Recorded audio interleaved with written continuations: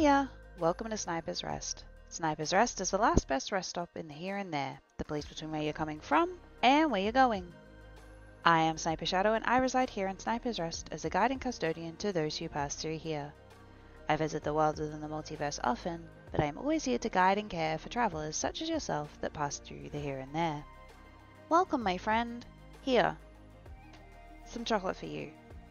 No, please. We already have mountains of the stuff. A lot of travelers who have passed through the here and there this weekend have offered chocolate as payment. Now it is time for me to offer some in return. Please take a rest here before continuing your journey. Today we continue reading the series of short stories by H.P. Lovecraft. This one is a terrifying tale called Beyond the Wall of Sleep. It was written in 1919 and published in the same year in the October edition of an amateur publication called Pinecones.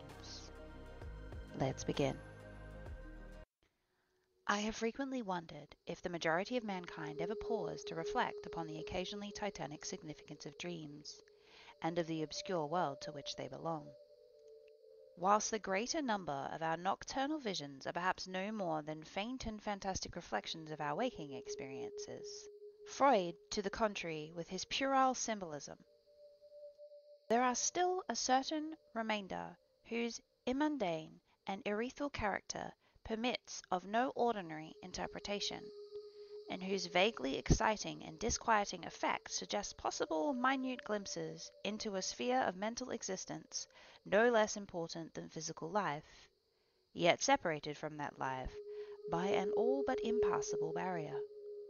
From my experience, I cannot doubt but that man, when lost to terrestrial consciousness, is indeed sojourning in another and uncorporeal life of far different nature from the life we know, and of which only the slightest and most indistinct memories linger after waking.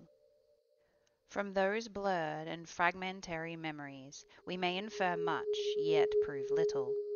We may guess that in dreams life, matter and vitality, as earth knows such things, are not necessarily constant, and that time and space do not exist as our waking selves comprehend them. Sometimes I believe that this is less material life is our truer life, and that our vain presence on the terrequeous globe is itself the secondary or merely virtual phenomenon.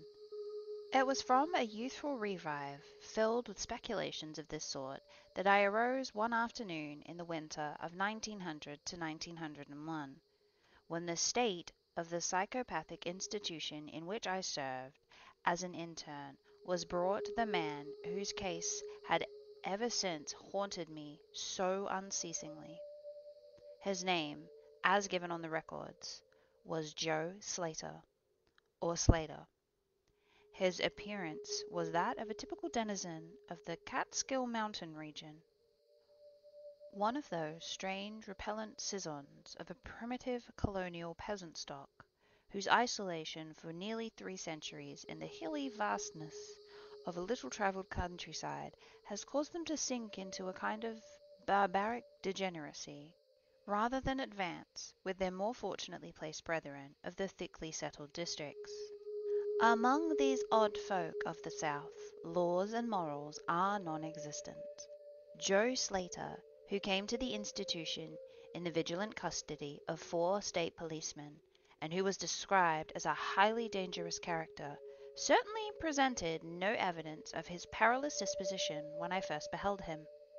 Though well above the middle stature and of somewhat brawny frame, he was given an absurd appearance of harmless stupidity by the pale, sleepy blueness of his small watery eyes, the scantness of his neglected and never-shaven growth of yellow beard, and the listless drooping of his heavy nether lip.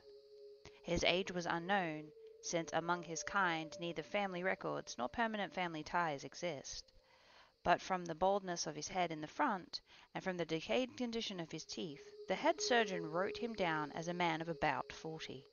From the medical and court documents we learned all that could be gathered of his case. This man, a vagabond, hunter, and trapper, had always been strange in the eyes of his primitive associates. He had habitually slept at night beyond the ordinary time, and upon waking would often talk of unknown things in a manner so bizarre as to inspire fear even in the hearts of an unimaginative populace. Not that his form of language was at all unusual, for he never spoke save in the debased pathos of his environment, but the tone and tenor of his utterances were of such mysterious wildness that none might listen without apprehension. He himself was generally as terrified and baffled as his auditors, and within an hour after awakening would forget all that he had said, or at least all that he had caused him to say what he did, relapsing into a bovine, half-amiable normality of that like the other hill dwellers. As Slater grew older, it appeared his matutinal aberrations had gradually increased in frequency and violence, till about a month before his arrival at the institution had occurred the shocking tragedy which caused his arrest by authorities. One day, near noon, after a profound sleep begun in a whiskey debauch of about 5 in the previous afternoon, the man had roused himself most suddenly, with ululations so horrible and so unearthly that they brought several neighbors to his cabin, a filthy sty where he dwelt with a family as indescribable as himself. Rushing out into the snow, he had flung his arms aloft and commenced a series of leaps directly upwards in the air, while shouting his determination to reach some big cabin with brightness in the roof and walls and floor, and the queer music far away. As 2 men of moderate size sought to restrain him, he had struggled with a maniacal force and fury, screaming of his desire and need to find and kill a certain thing that shines and shakes and laughs. At length, after the temporary felling of one of his detainers with a sudden blow, he had flung himself upon the other in a demonic ecstasy of bloodthirstiness, shrieking fiendishly that he would jump high in the air and burn his way through anything that stopped him. Family and neighbors had now fled in a panic, and when the more courageous of them returned, Slater was gone, leaving behind an unrecognizable pulp thing that had been a living man but an hour before. None of the mountaineers had dared to pursue him, and it is likely that they would have welcomed his death from the cold. But when, several mornings later, they heard his screams from a distant ravine, they realized that he had somehow managed to survive, and that his removal in one way or another would be necessary. They had followed an armed searching party, whose purpose, whatever it may have been originally, became that of a sheriff's posse, after one of the Seldom State troopers had accidentally observed, then questioned, and finally joined the seekers. On the 3rd day, Slater was found unconscious in the hollow of a tree and taken to the nearest jail, where alienists from Albany examined him as soon as his senses returned. To them he told a simple story. He had, he said, gone to sleep one afternoon about sundown after drinking too much liquor. He had awakened to find himself standing bloody-handed in the snow before his cabin, the mangled corpse of his neighbor, Peter Slander, at his feet. Horrified, he had taken to the woods in a vague effort to escape from the scene of what must have been his crime. Beyond these things he seemed to know nothing, nor could the expert questioning of his interrogators bring out a single additional fact. That night Slater slept quietly, and the next morning he awakened with no singular feature save a certain alteration of expression. Dr. Bernard, who had been quietly watching the patient, thought he noticed the pale blue in his eyes, a certain gleam of peculiar quality, and in the flaccid lips, an all but imperceptible tightening, as if of an intelligent determination. But when questioned, Slater relapsed into the habitual vacancy of the mountaineer, and had only reiterated what he had said on the preceding day. On the 3rd morning occurred the first of the man's mental attacks. After some show of uneasiness in his sleep, he burst forth into a frenzy so powerful that the combined efforts of 4 men were needed to bind him in a straitjacket. The alienists listened with keen attention to his words, since their curiosity had been aroused to such a high pitch by the suggestive, yet mostly conflicting and incoherent story of his family and neighbors. Slater raved for upwards of 15 minutes, babbling in his backwoods dialect of great effigies of light, oceans of space, strange music, and shadowy mountains and valleys. But most of all did he dwell upon some mysteriously blazing entity that shook and laughed and mocked at him. This vast, vague personality seemed to have done him a terrible wrong, and to kill it in triumphant revenge was his paramount desire. In order to reach it, he said, he would soar through the abysses of emptiness, burning every obstacle that stood in his way. Thus ran his discourse, until with the greatest suddenness he ceased. The fire of madness died from his eyes, and in dull wonder he looked at his questioners and asked why he was bound. Dr. Bernard unbuckled the leathern harness, and did not restore it till night, when he succeeded in persuading Slater to don it of his own violation, for his own good. The man had now admitted that he sometimes talked queerly, though he knew not why. Within a week 2 more attacks appeared, but from them the doctors learned little.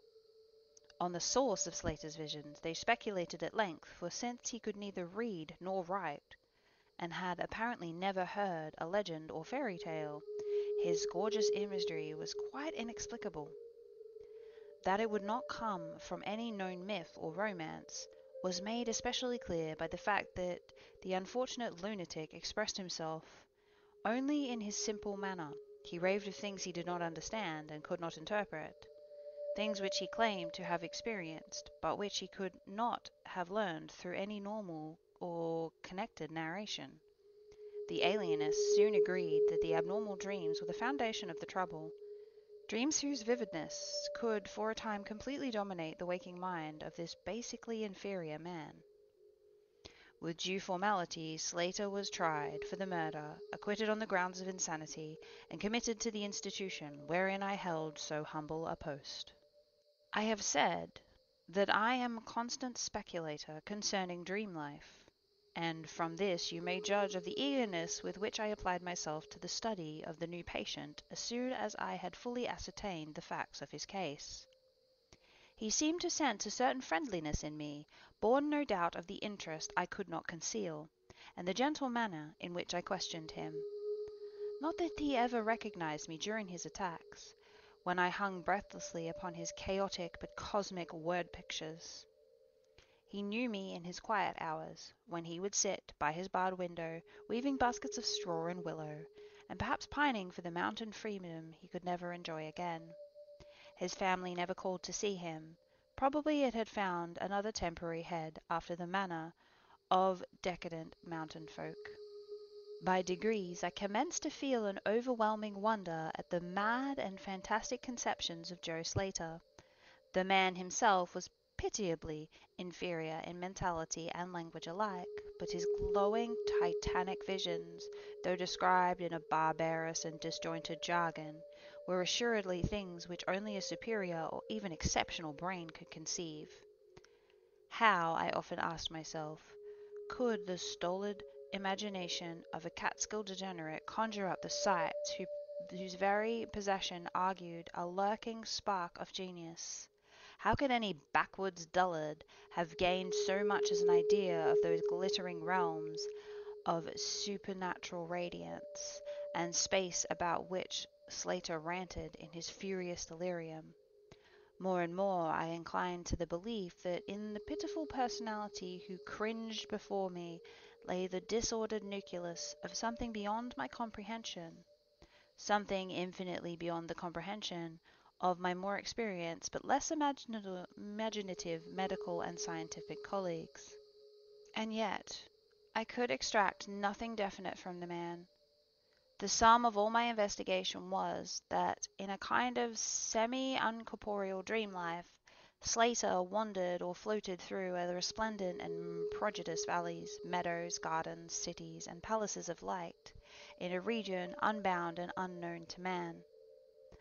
That there he was no peasant or degenerate, but a creature of importance and vivid life, moving proudly and dominantly, and checked only by a certain deadly enemy, who seemed to be a visible yet ethereal structure, and who did not appear to be of human shape, since Slater had never referred to it as a man, or as aught save a thing. This thing had done Slater some hideous but unnamed wrong, which the maniac, if maniac he were, yearned to avenge.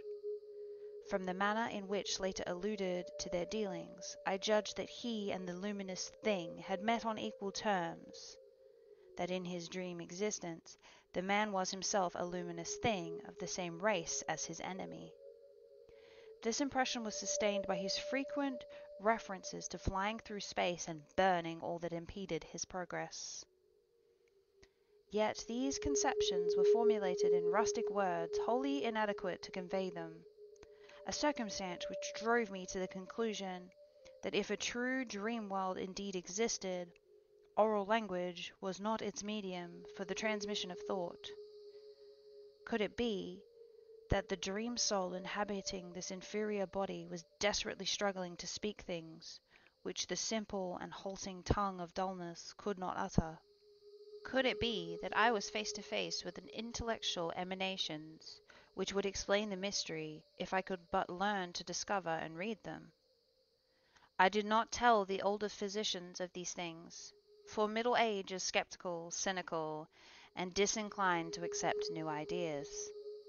Besides, the head of the institution had but lately warned me in his paternal way that I was overworking and that my mind needed a rest. It had long been my belief that human thought consists basically of atomic or molecular motion, convertible into ether waves of radiant energy like heat, light, and electricity. This belief had early led me to contemplate the possibility of telepathy or mental communication by means of suitable apparatus, and I had in my college days prepared a set of transmitting and receiving instruments somewhat similar to the cumbrous devices employed in wireless telegraphy at that crude pre-radio period. These I had tested with a fellow student, but achieving no result, had soon packed them away with other scientific odds and ends for possible future use. Now in my intense desire to probe into the dream life of Joe Slater, I sought these instruments again and spent several days in repairing them for action. When they were completed once more, I missed no opportunity for their trial. At each outburst of Slater's violence, I would fit the transmitter to his forehead and the receiver to my own, constantly making delicate adjustments for various hypothetical wavelengths of intellectual energy. I had but little notion of how these thought impressions would, if successfully conveyed, arouse an intelligent response in my brain, but I felt certain that I could detect and interpret them. Accordingly, I continued my experiments, though informing no one of their nature. It was on the 21st of February, 1901, that the thing finally occurred. As I look back across the years, I realize how unreal it seems, and sometimes half wonder if old Dr. Fenton was not right when he charged it all to my excited imagination. I recall that he listened with great kindness and patience when I told him, but afterwards gave me a nerve powder and arranged for half a year's vacation, which I departed the next week. That fateful night I was wildly agitated and perturbed, for despite the excellent care he had received, Joe Slater was unmistakably dying. Perhaps it was his mountain freedom that he missed, or perhaps the turmoil in his brain had grown too acute for his rather sluggish physique. But at all events the flame of vitality flickered low in the decadent body. He was drowsy near the end, and as darkness fell he dropped off into a troubled sleep. I did not strap on the straitjacket, as was customary when he slept, since I saw that he was too feeble to be dangerous, even if he woke in mental disorder once more before passing away. But I did place upon his head, mine, the two ends of my cosmic radio, hoping, against hope, for a first and last message from the dream world in the brief time remaining. In the cell with us was one nurse, a mediocre fellow, who did not understand the purpose of the apparatus, or think to inquire into my course. As the hours wore on, his head drooped awkwardly in sleep, but I did not disturb him, I myself, lulled by the rhythmic breathing of a healthy and dying man, must have nodded a little later. The sound of weird lyric melody was what aroused me.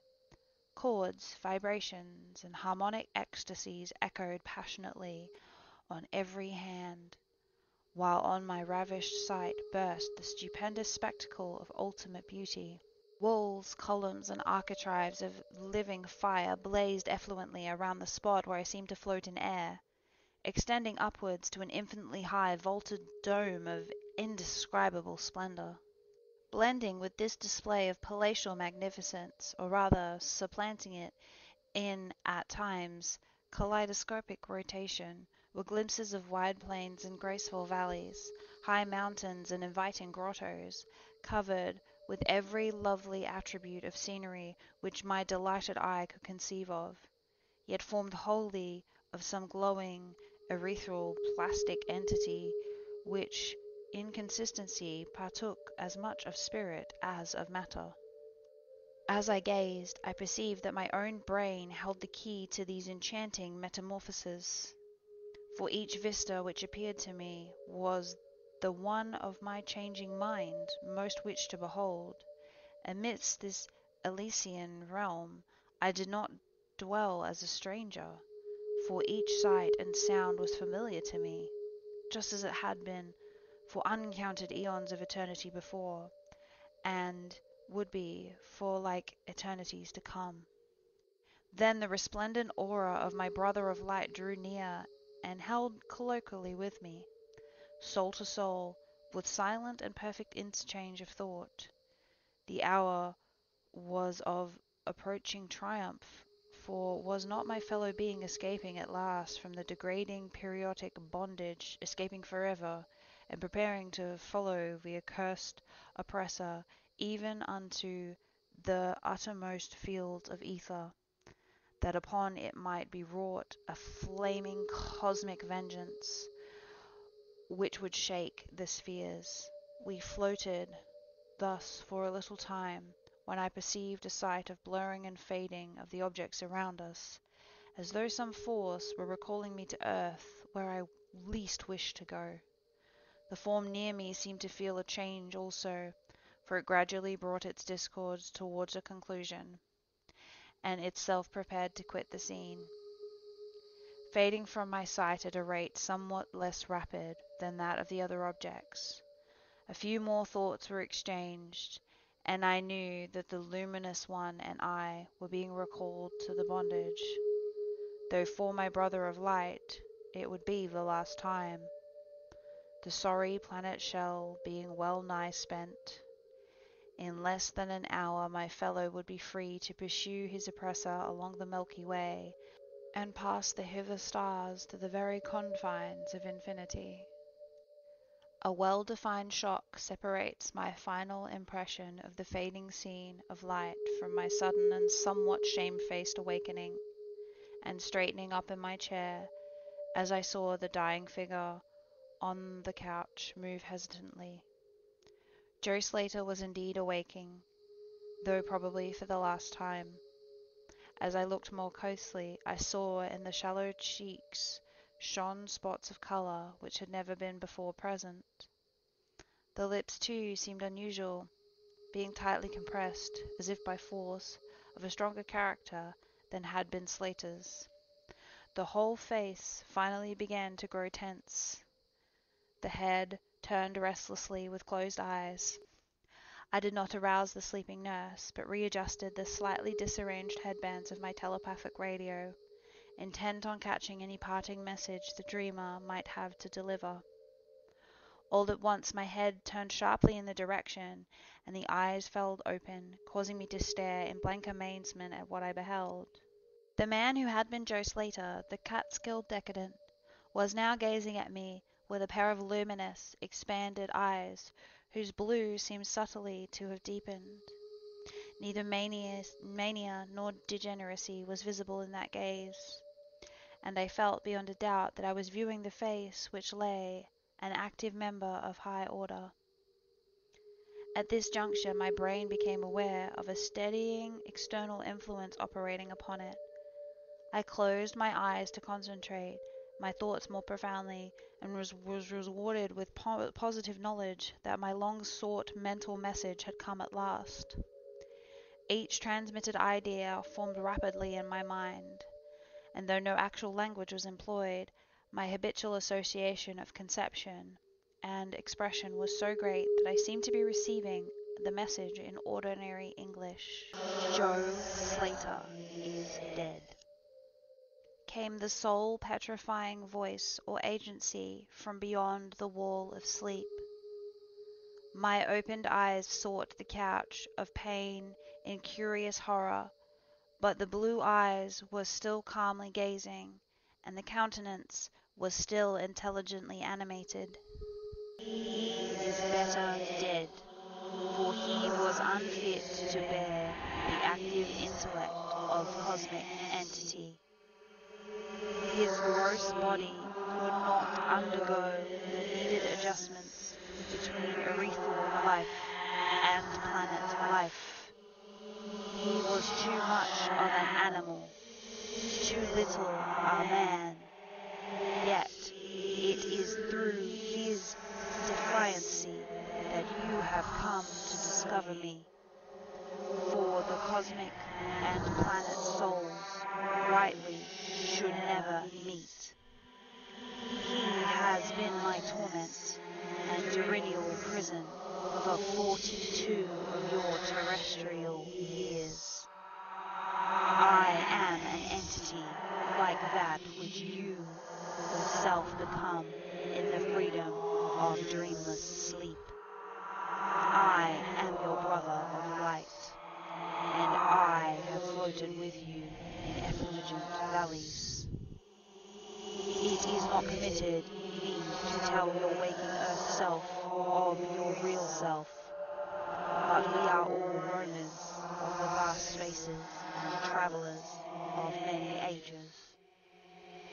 Next year I may be dwelling in the dark Egypt which you call ancient, or the cruel empire of Tisan-Shan, which is to come 3,000 years hence. You and I have drifted to the worlds that reel about the red Arcticus, and dwelt in the bodies of the insect philosophers that crawl proudly over the fourth moon of Jupiter. How little does the earth self know of life and of its extent. How little indeed ought it to know for its own tranquillity. Of the oppressor I cannot speak. You on earth have unwittingly felt distant presence. You who, without knowing, idly gave to its blinking beacon the name of Adal, the daemon star. It is to meet and conquer the oppressor that I have vainly striven for eons, held back by bodily encumbrances. Tonight I go as a nemesis, bearing just and blazing cataclysmic vengeance. Watch me in the sky close by the daemon star. I cannot speak longer, for the body of Joe Slater grows cold and frigid, and the coarse brains are ceasing to vibrate as I wish. You have been my friend in the cosmos. You have been my only friend on this planet. The only soul to sense and seek for me within the repellent form which lies on this couch. We shall meet again, perhaps in the shining mists of Orion's sword, perhaps on a bleak plateau in prehistoric Asia, perhaps in unremembered dreams tonight, perhaps in some other form of an aeon hence, when the solar system shall have been swept away. At this point, the thought waves abruptly ceased, and the pale eyes of the dreamer, or can I say, dead man, commenced to glaze fishily. In a half stupor I crossed over to the couch and felt his wrist, but found it cold, stiff and pulseless. The sallow cheeks paled again, and the thick lips furled open, disclosing repulsively rotten fangs of the degenerate Joe Slater. I shivered, pulled a blanket over the hideous face, and awakened the nurse. Then I left the cell and went silently to my room. I had an insistent and unaccountable craving for a sleep whose dreams I should not remember. The climax? What a plain tale of science can boast such a rhetorical effect? I have merely set down certain things appealing to me as facts, allowing you to construe them as you will. As I have already admitted, my superior, old Dr. Fenton, denies the reality of everything I have related. He vows that I was broken down with nervous strain and badly in need of the long vacation on full pay which he so generously gave me. He assures me, on his professional honor, that Joe Slater was but a low-grade paranoiac, whose fantastic notions must have come from the crude hereditary folktales which circulate even in the most decadent of communities. All this he tells me, yet I cannot forget what I saw in the sky on the night after Slater died. Lest you think me a biased witness, another's pen must add this final testimony, which may perhaps supply the climax you expect. I will quote the following account of the star Nova Parisa verbatim from the pages of that eminent astronomical authority, Professor Garrett P. Seves. On February 22, 1901, a marvelous new star was discovered by Dr. Anderson of Edinburgh, not very far from Al Ghul. No star had been visible at that point before. Within 24 hours, the stranger had become so bright that it outshone Capella. In a week or two it had visibly faded, and in the course of a few months it was hardly discernible with the naked eye. The end.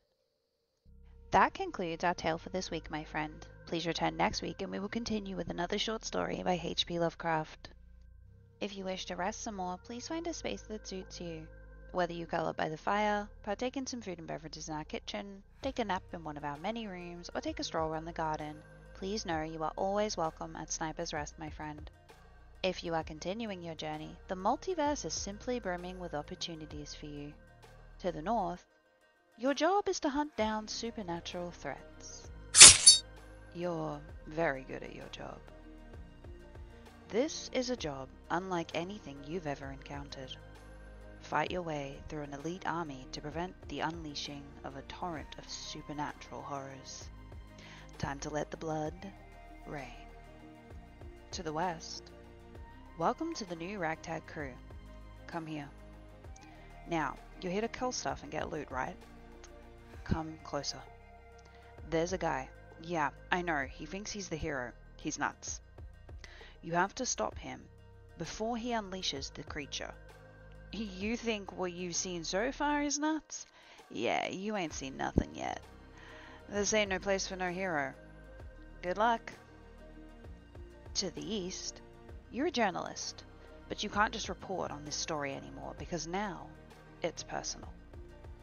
The next victim of the psychotic serial killer is your partner. You must use your instincts and intellect to solve devious puzzles and defy this treacherous scheme. And if you are making your own way out there, good luck, my friend, wherever you end up. Wherever you come from and wherever you're going, thank you for spending some time here with us at Sniper's Rest. Remember to take care of yourself, be kind to others, hydrate, take a moment to look out into the world and marvel at how incredible it all is. How incredible you are, friend. Until next time, please take care on your way.